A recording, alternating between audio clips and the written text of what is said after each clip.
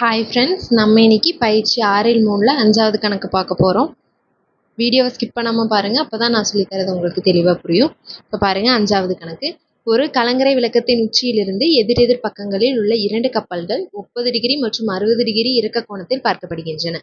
கலங்கரை விளக்கத்தின் உயரம் h மீட்டர். இரு கப்பல்கள் மற்றும் கலங்கரை விளக்கத்தின் அடிப்பகுதி ஆகியவை ஒரே நேர்கோட்டில் அமைகின்றன எனில் 2 கப்பல்களுக்கு இடைப்பட்ட தொலைவு 4h/√3 என நிரூபிக்க அப்படின்னு கொடுத்துருக்காங்க. அதாவது நம்ம கொண்டு வர வேண்டிய ஆன்சர் அவங்க கொடுத்துருக்காங்க, இது நம்ம கொண்டு வரணும். இப்போ இதில் என்ன ஒரு ஈஸின்னா, நம்ம எப்பவுமே ஆன்சர்ஸ் ஒரு நம்பராக தான் கொண்டு வருவோம், ஓகேவா? ஆனால் இங்கே என்னன்னா ஹைட்டுங்கிறத நம்ம கண்டுபிடிக்க தேவையில்லை, அதை ஹெச்னே வச்சுக்கலாம், ஓகேவா? அப்போ நம்மளுக்கு ஸ்டெப்ஸ் கம்மி தானே, ஈஸி தானே இந்த கணக்கு. இப்போ போடலாமா? பாருங்க தீர்வு. இப்போ டயக்ராம் போடுற பாருங்க. ஒரு கலங்கரை விளக்கத்தின் உச்சியிலிருந்து எதிரெதிர் பக்கங்களில் உள்ள 2 கப்பல்கள், ஒரு கலங்கரை விளக்கம் ஒன்று இருக்கு அப்படின்னு எடுத்துக்கிறோம், ஓகேவா? கலங்கரை விளக்கம் இங்க எடுத்துக்கிற பாருங்க, இதைத்தான் கலங்கரை விளக்கம் அப்படின்னு எடுத்துக்கிட்டா அதுக்கு நான் பேர் கொடுத்துக்கிறேன் ஏ பி, ஓகேவா? உச்சியிலிருந்து எதிரெதிர் பக்கங்களில் உள்ள 2 கப்பல்கள், எதிரெதிர் பக்கங்கள்ல இந்த சைடு ஒரு கப்பல், இந்த சைடு ஒரு கப்பல். இப்போ இதை தரைன்னு எடுத்துக்கிட்டோம் அப்படின்னா இந்த சைடில் ஒரு கப்பல், இந்த சைடில் ஒரு கப்பல் எடுத்துக்கிறேன். இதுக்கு நான் பேர் சின்னு கொடுத்துக்கிறேன், இதுக்கு பேர் டின்னு கொடுத்துக்கிறேன், ஓகேவா? இங்கே 2 கப்பல் இருக்குது, இந்த புள்ளியில் ஒரு கப்பல், இந்த புள்ளியில் ஒரு கப்பல். இதுக்கு நான் சின்னு பேர் கொடுத்துட்டேன், இங்கே டின்னு பேர் கொடுத்துட்டேன். அதோட இறக்க கோணங்கள் 30 டிகிரி மற்றும் 60 டிகிரி இறக்க கோணத்தில் பார்க்கப்படுகின்றன. அப்போ இங்கிருந்து இறக்க கோணம், அதாவது இறக்க கோண கணக்குனாலே இணை லைன் ஒன்று நம்ம போடுவோமா? அதாவது இதுக்கு முன்னாடி கணக்கெல்லாம் எக்ஸ்ன்னு எடுத்துக்குவோம். இந்த சைடு ரெண்டு சைடும் வரனால இங்கே ஒரு இணை லைன் நான் போடுற பாருங்க. இதுக்கு நான் பேர் என்னன்னு கொடுத்துக்கிறேன் அப்படின்னா எக்ஸ் டேஷ், அப்புறம் எக்ஸ் அப்படின்னு நான் கொடுத்துக்கிறேன், ஓகேவா? இணை லைன் ஒன்று போட்டிருக்கோம், அதுக்கு எக்ஸ் டேஷ்னு நான் பேர் கொடுத்துட்டேன். இப்போ அதோட டிகிரி குறிக்கலாமா? எவ்வளோ? 30 டிகிரி 60 டிகிரி. சிக்கு 30 டிகிரி அப்படின்னு கொடுக்குறேன்.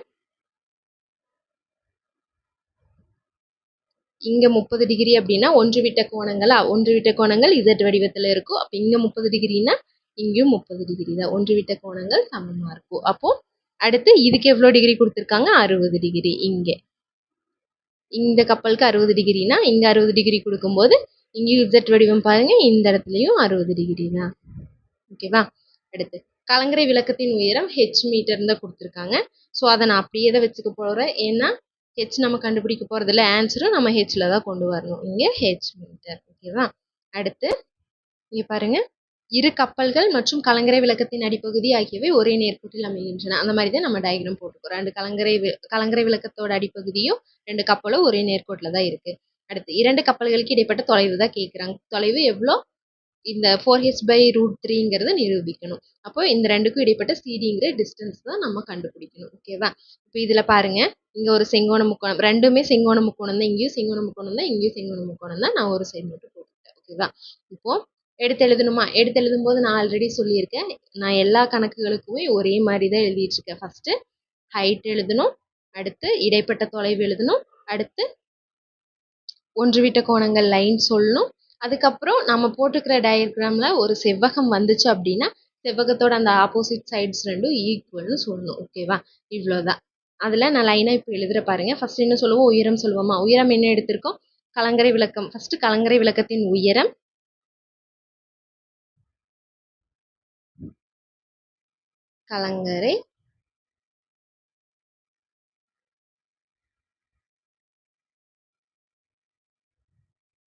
கலங்கரை விளக்கத்தின் உயரம் என்னன்னு எடுத்துக்கிட்டோம்? ஏபி என்க.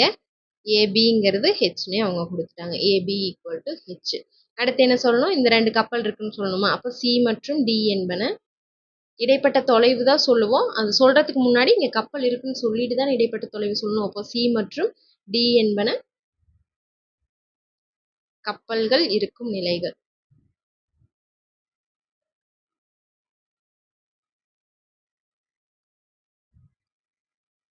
நிலைகள் 6 இடங்கள் எது வேணும் போட்டுக்கலாம். நிலைகள் எங்க, ஓகேவா? அடுத்து 2க்கும் இடைப்பட்ட தொலைவு சொல்லணுமா? இடைப்பட்ட தொலைவு இரு கப்பல்களுக்கும்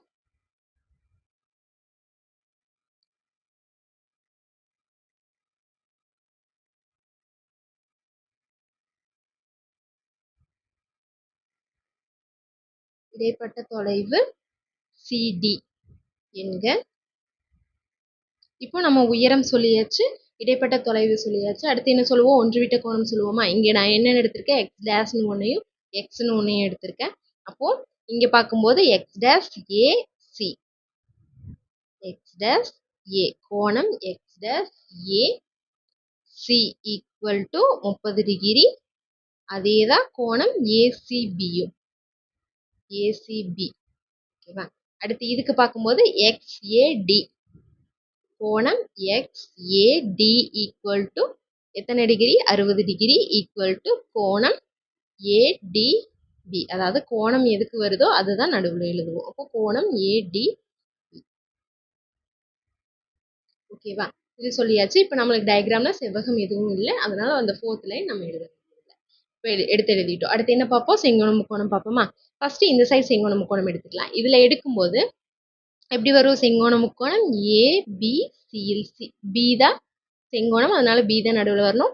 செங்கோண முக்கோணம் ஏபிசியில்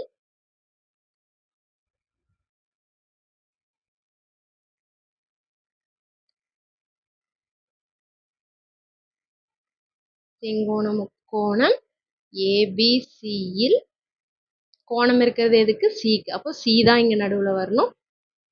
ஏசிபி ஈக்குவல் டு எத்தனை டிகிரி? 30 டிகிரி. ஓகேவா? இங்கே என்ன தீட்டா எடுத்துக்கணும் பாருங்க. இங்கே தீட்டாக்கு எதிரே உள்ள பக்கம் எதிர்பக்கம், இது அடுத்துள்ள பக்கம். அப்போ tan தீட்டாவா? tan தீட்டா ஈக்குவல் டு எதிர்பக்கம் பை அடுத்துள்ள பக்கம். tan தீட்டாக்கு பதிலாக எத்தனை degree? tan 30 degree equal to எதிர்பக்கம்ங்கிறது இங்கே ஏபி, அடுத்துள்ள பக்கம்ங்கிறது பிசி. ஓகேவா? ஏபிக்கு ஹெச்னு கொடுத்துருக்காங்க, பிசியோடது நம்மளுக்கு தெரியாது, அது பிசின்னே வச்சுக்கலாம். இப்போ பாருங்க, tan 30 டிகிரியோட வேல்யூ என்ன? Table value 1/√3 equal to H by பிசின்னு வருதா? இப்போ நம்மளுக்கு பிசி தானே வேணும். அப்போ பிசி இந்த சைடு கொண்டு வந்தோம் அப்படின்னா 1 இன்ட்டு பிசின்னு வருமா? பிசி இது இங்கே போச்சுன்னா √3 இங்கே பெருக்கல்ல போகுமா? h√3 அப்படின்னு வருமா? ஓகேவா? இது எல்லாமே எதில் கொடுத்துருக்காங்க? மீட்டரில் கொடுத்துருக்காங்க, அதனால நான் மீட்டர் போட்டுட்டேன். ஓகேவா? இப்போ ஃபர்ஸ்ட் செங்கோண முக்கோணம் எழுதி முடிச்சிட்டோம். அடுத்து ரெண்டாவது செங்கோண முக்கோணம் பார்க்கலாம் பாருங்க. இதில் செங்கோண முக்கோணம் ஏபிடியில் கோணம் 60 டிகிரி எழுதலாமா?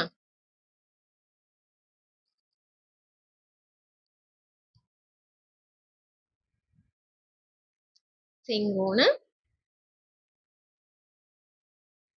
முக்கோணம் ஏபிடியில் கோணம் ஏடிபி, டிக்கு தான் கோணம், அதனால டி தான் நடுவில். ஏடிபி ஈக்குவல் டு எத்தனை டிகிரி? 60 டிகிரி. அப்போ இங்கே tan தீட்டா தான். tan தீட்டா ஈக்குவல் டு எதிர்பக்கம் பை அடுத்துள்ள பக்கம். ஓகேவா? இங்கே tan தீட்டாக்கு பதிலாக எத்தனை டிகிரி போடுவோம்? 60.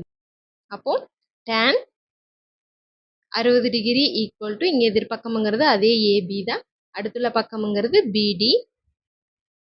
இப்போ tan 60 டிகிரியோட டேபிள் வேல்யூ என்ன? √3. √3 ஈக்குவல் டு ஏபிங்கிறது ஹெச், பிடிங்கிறது தெரியாது, அதை அப்படியே வச்சுக்கிட்டோம். இப்போ நம்மளுக்கு பிடி தான் வேணும், அதனால பிடி இங்கே கொண்டு வந்துட்டோம் அப்படின்னா √3 இங்கே கீழே வந்துடும். அப்போ பிடி ஈக்குவல் டு ஹெச் பை √3ன்னு வரும் மீட்டர். ஓகேவா? இப்போ பிடி நம்ம கண்டுபிடிச்சிருக்கோம், இதுக்கு முன்னாடி எடுத்ததுல பிசி கண்டுபிடிச்சிருக்கோம். இப்போ பாருங்க, டயக்ராமில் பாருங்க, நம்ம பிசியும் கண்டுபிடிச்சிட்டோம், பிடியும் கண்டுபிடிச்சிட்டோம். நம்ம என்ன கேட்டிருக்காங்க? 2 கப்பல்களுக்கு இடைப்பட்ட தொலைவு இதுன்னு நிரூபிக்க சொல்லியிருக்காங்க. அப்போ 2 கப்பலுக்கு இடைப்பட்ட தொலைவு வேணும்னா இப்போ நம்ம தனித்தனியாக கண்டுபிடிச்சிருக்கோம். அப்போ 2ஐயும் கூட்டணும் அப்படின்னா சிடிங்கிற டிஸ்டன்ஸ் கிடைச்சிருமா? இப்போ கூட்டலாம் பாருங்க. இப்போ இரு கப்பல்களுக்கு இடைப்பட்ட தொலைவு சிடி வேணும் அப்படின்னா பிசியையும் பிடியையும் கூட்டணும். அப்போ சிடி ஈக்குவல் டு பிசி நம்ம என்ன கண்டுபிடிச்சோம்? h√3. பிடி எவ்வளோ கண்டுபிடிச்சோம்? h by √3. ஓகேவா? இப்போ இந்த ரெண்டுக்கும் சிம்பிளிஃபை பண்ணலாம் பாருங்க.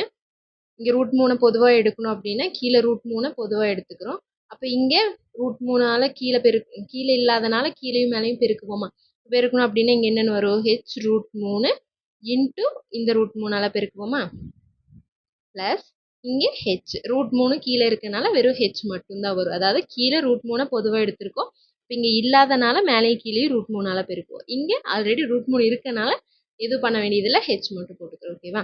இப்போ equal to H into √3 into √3ங்கிறது 3ன்னு ஆயிருமா? ஹெச் இன்ட்டு 3ன்னு ஆகும், ப்ளஸ் ஹெச் டிவைடட் பை √3. ஓகேவா? இப்போ 3 ஹெச்ன்னு இருக்கா? 3 ஹெச் பாருங்க, 3h plus H divided by √3. அப்போ 3h + h ரெண்டையும் கூட்டணும் அப்படின்னா 4hன்னு ஆயிரும். 4h/√3 அதாவது CD = அதாவது இரு கப்பல்களுக்கு இடைப்பட்ட தொலைவு CD = 4h/√3 மீட்டர். நம்ம சேனல்ல போடுற வீடியோஸ் உங்களுக்கு ஈஸியா இருக்கு அப்படின்னா, நம்ம சேனலை டெய்லி பார்க்கணும் அப்படின்னா, சப்ஸ்கிரைப் பண்ணிட்டு உங்க ஃப்ரெண்ட்ஸ்க்கு ஷேர் பண்ணுங்க. Thank you.